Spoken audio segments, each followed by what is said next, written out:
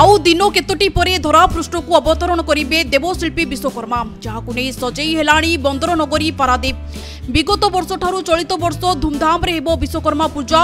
ओडिशा प्रसिद्ध विश्वकर्मा पूजा पारादीप रे देखिबा को मिलता है। विभिन्न यात्रापाटी ठारू आरंभ करी राज्य तथा राज्य बाहर व्यवसायी मानक व्यवसायर पसरा सांगकू शौच तोरण आलोकमाला साजसज्जा सांस्कृतिक कार्यक्रम दर्शकों को आकर्षणर केन्द्रबिंदु पलटि थाए।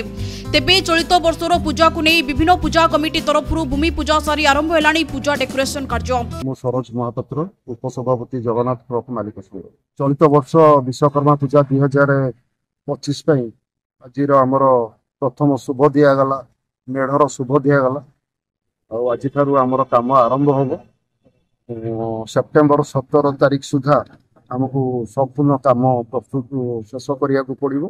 से आज आम पूजा आरंभ कार्य आरंभ कलु मेढ़र कार्यक्रम आरंभ कलु आम यही वर्ष चलित वर्ष राजस्थान कल्चर उपरे एक मेढ़ करिया को जाऊँ जार नाम हूँ राजस्थान राजबाटी।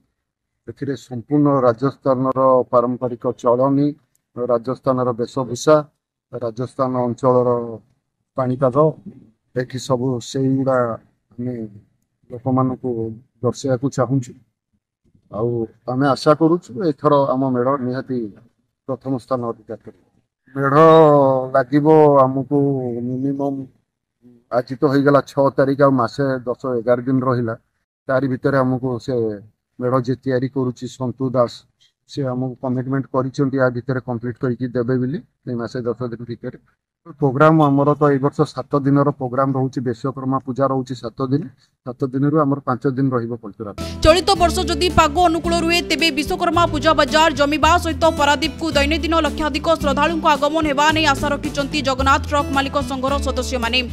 पारादीप संजय सेनापति रिपोर्ट डुमाणी टीवी।